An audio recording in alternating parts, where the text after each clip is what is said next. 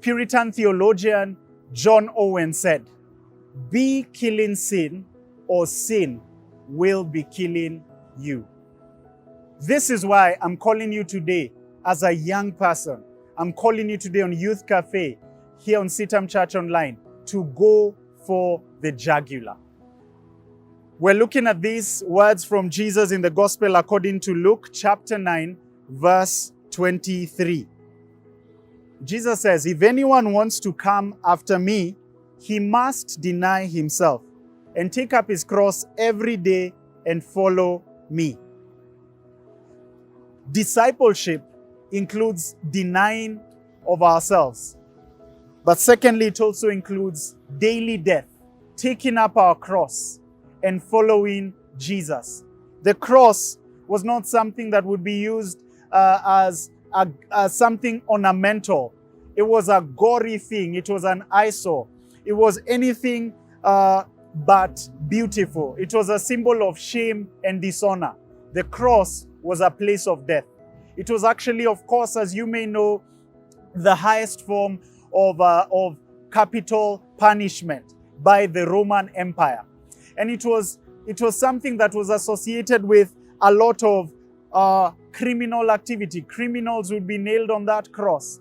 And so as I think and hear the words of Jesus, as I think about the words of Jesus saying that discipleship or following him includes self-denial and it includes taking up my cross, I know that the implication of taking up the cross is death.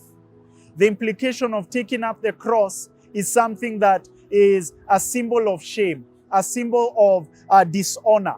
And so I'm calling to mind things that need to be mortified, things that need to be crucified, things that need to be put off so that the new man, the life of Christ, may ooze out of you. I don't know what it is that you're thinking about now, but there could be an area of sin, a pattern of sin, where you keep falling in time and time again. I want to call you to hear the words of the Lord, to nail that thing to the cross of Christ. And part of nailing it to the cross of Christ is to go for the jugular. Going for the jugular, as you may well know, refers to that thing in an attack that's going to be very, very effective, that's going to cut off the supply. And so I think of certain patterns of sin. It may very well be that for you it is an issue of the tongue, that you are prone to fall and sin against the Lord insofar as sins of the tongue are concerned. It may be lying, it may be slander, malice, and so forth. And so going for the jugular means that you bring this tongue under submission to the Lordship of Christ. It means that you yield it to the Spirit of God and you apply what Paul talks about in Romans chapter 8, where he talks about putting to death the misdeeds or the deeds of the body, putting to death those works of the sinful nature by the Spirit. It's going to take the Spirit of God.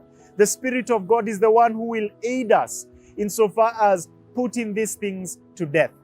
And so I wonder, as you're listening to me, watching me this moment, are there certain things that are coming to mind that you need to nail to that cross, that you need to pick up daily so that they do not sneak up on you like the little foxes of the vine, and they do not sneak up upon you like the enemy sowing tares amongst the wheat overnight? I wonder what you need to put to death. If you and I will deny ourselves and put these things to death, we will be set up in our discipleship for that next level, and we will experience the fullness of the Spirit. And that's my prayer for you. I pray that this has been a blessing to you. Would you pass it on to someone else? And please hit that subscribe button. God bless you.